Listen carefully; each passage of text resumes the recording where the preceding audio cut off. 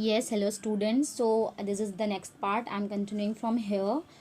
Mitochondria I have explained up to nucleus. Yes. So let's continue from here. This is the structure of mitochondria, and you can see inner membrane, outer membrane, cristae and matrix.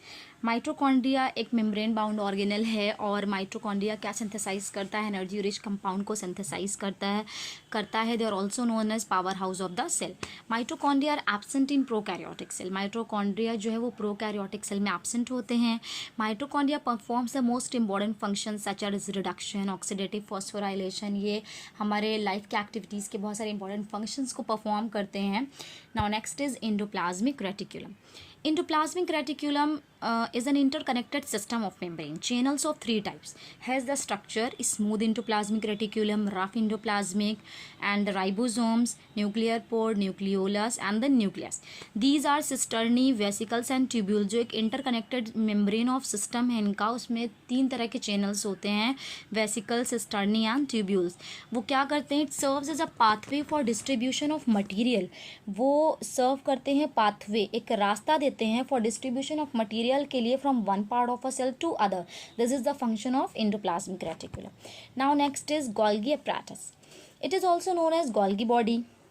Okay इसको Golgi body भी कहा जाता है. इसको किसने मतलब discover किया था? कैमिलो गोल्गी, जिन्होंने कहाँ ऑब्जर्व किया था? It was observe in nerve cells of barn owl in 1898. इसीलिए इसको गोल्गी बॉडी भी कहा जाता है. And it is responsible for transporting, modifying and packaging proteins into vesicles. ये इनका यही फंक्शन होता है कि ये किस चीज़ के लिए रेस्पॉन्सिबल होते हैं?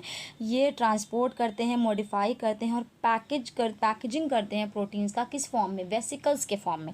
You can see here the structure. Incoming transport vesicles, cisternae, lumen, secretory vesicles and newly forming vesicles.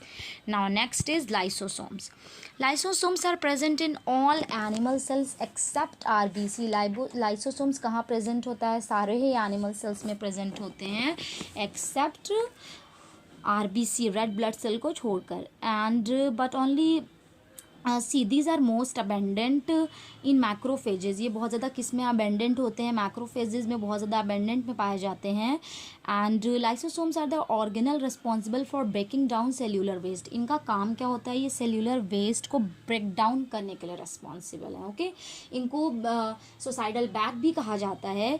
और they are filled with digestive enzymes. ये बहुत सारे डाइजेस्टिव एंजाइम्स इनके पास होते हैं जो हमारे सेल्यूलर वेस्ट को ब्रेक डाउन करने में हेल्प करते हैं, like hydrolytic enzymes and many others. Okay so now next is ribosomes. Ribosomes क्या होते हैं?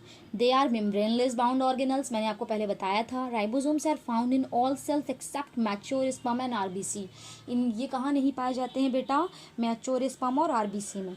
Ribosomes are of two types, 70S and 80S, a large subunit and a small subunit. और इनका function क्या होता है? They are sites of protein synthesis. ये protein को सिंथेसिस करते हैं और आप इनके इमेज में देख सकते हैं यहाँ पे लार्ज और स्मॉल सब यूनिट्स जो है वो हेल्प कर रहा है प्रोटीन सिंथेसिस में. Okay now next is conclusion. Conclusion क्या है? इस पूरे पीपीटी का ये कंक्लूजन है कि organelles are specialised structures that perform various jobs inside cells. Organelles are small structures within the cytoplasm that carry out functions necessary to maintain homeostasis in the cell. Yes this is very major role कि हमारे cell में सब सारी चीज़ें balance होकर चलती रहें. They are involved in many processes. For example energy production. जितने भी ऑर्गेनल्स हैं वो डिफरेंट चीज़ों में इन्वॉल्व हैं. लाइक कोई एनर्जी प्रोडक्शन कर रहा है, कोई प्रोटीन्स एंड सिक्रेशंस कर रहा है, कोई प्रोटीन बना रहा है, कोई building, that is someone is building protein, someone is doing secretions